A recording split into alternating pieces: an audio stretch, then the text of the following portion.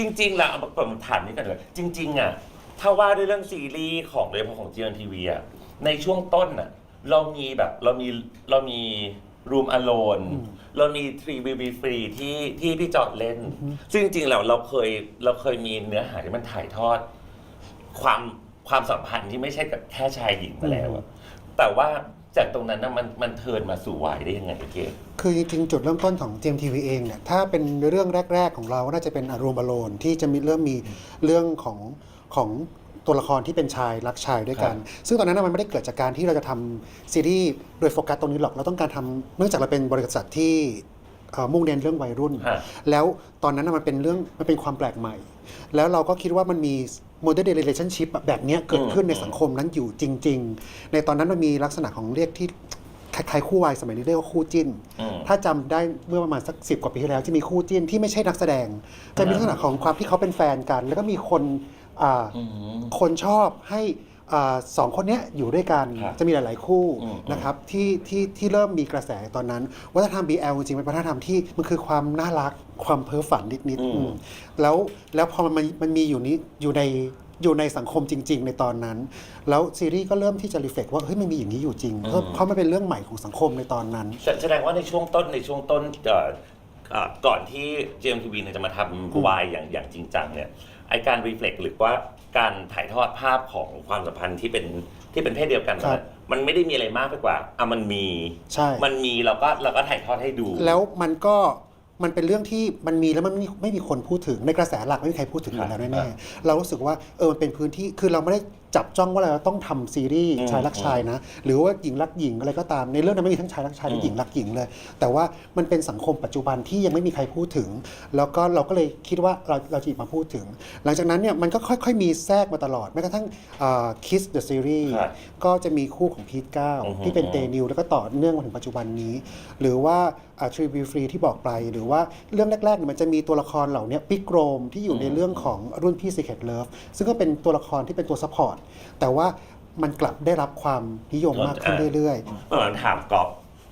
ฟจะขอให้ตอบใน2ฝั่งคือ1ในลักษณะของผู้อ่านกับ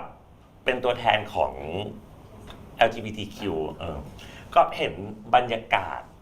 ทั้งในเชิงวรรณกรรมทั้งในเชิงสังคมที่มองซีรีส์วายในช่วงต้นเป็นอย่างไรบ้างคือเราก็เป็นคนเสพซีรีส์กลุ่มนี้ด้วยเหมือนกันซึ่งตอนแรกๆเนี่ยที่เราดูดิฉันเป็นแฟนคลับตั้งแต่ยุคปิกโลมนะคะแล้วก็ดูในฐานะความเป็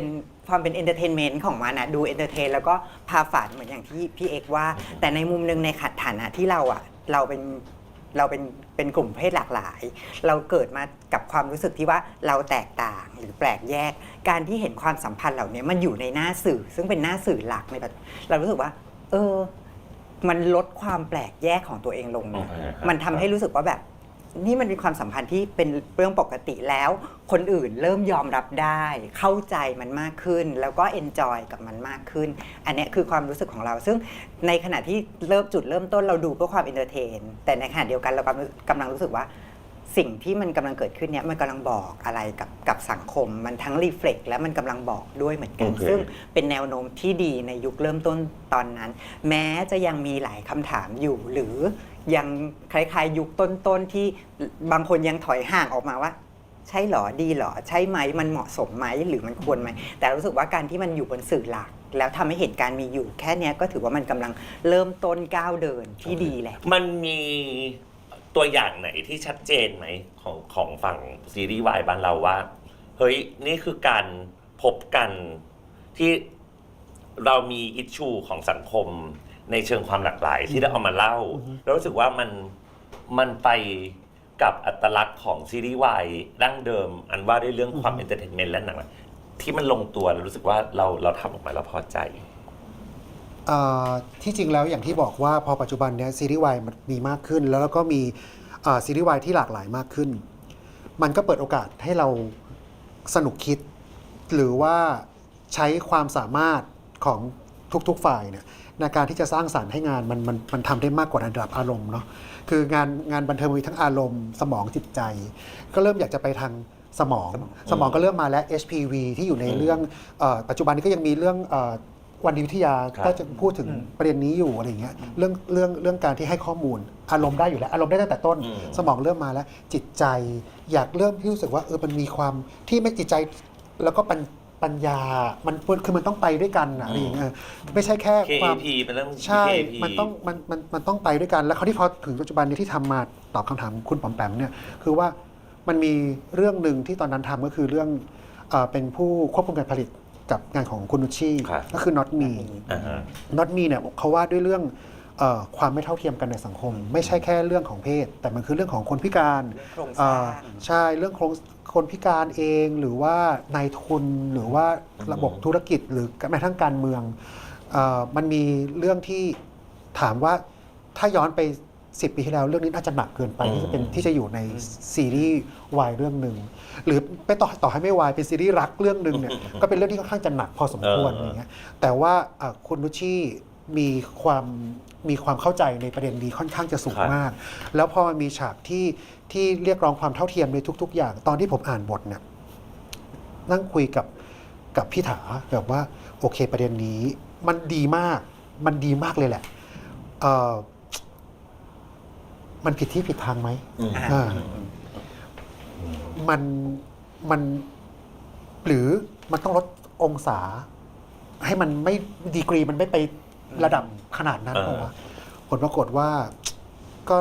คุยกับทางผู้กำกับแล้วก็รู้สึกว่ามันลดไม่ได้เลยไม่งั้นงานนี้อาจจะไม่ได้นำเสนอในสิ่งที่มันควรจะนำเสนอเลย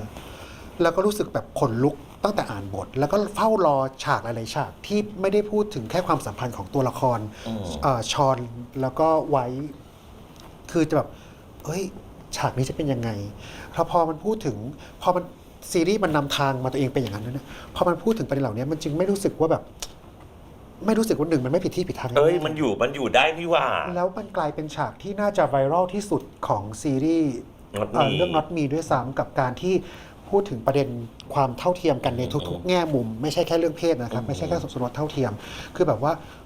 มันไปกันได้อย่างแนบเนียนแล้วเราก็เริ่มรู้สึกว่าเนี่ย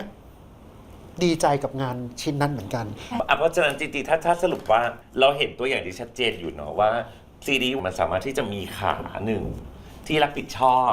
รีเฟล็กและนำพาความเป็นจริงของสังคมได้อยู่ อาจจะไม่ต้องจำเป็นต้องเป็นเรื่องของความเท่าเทียมได้ซ้ำไป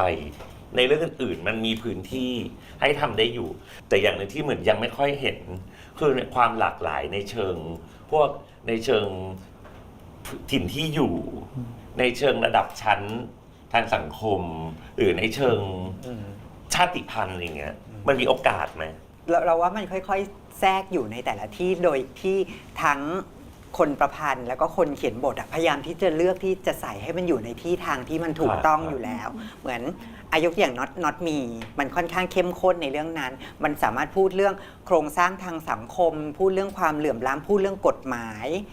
พูดเรื่องการเมืองได้ชัดเจนเพราะเนื้อหามันไปด้วยกันได้นะคะที่อายุตัวอย่าง 23.5 ก็ได้มันเป็นเรื่องครอบครัวมันเป็นเรื่องครอบครัวเพราะฉะนั้นเรื่องที่มันพูดมันก็จะเป็นเรื่องเกี่ยวกับความสัมพันธ์คนในครอบครัวกับเพื่อนกับโรงเรียนอะไรอย่างเงี้ยค่ะกับครูด้วยใช่ซึ่งเรารู้สึกว่าคนสร้างสรรค์น่ะเขาค่อยๆตั้งใจใส่ให้มันอยู่ในที่ในทางแล้วก็นำเสนอมันออกไปเพื่อให้คนรับก็รับได้ด้วยโดยที่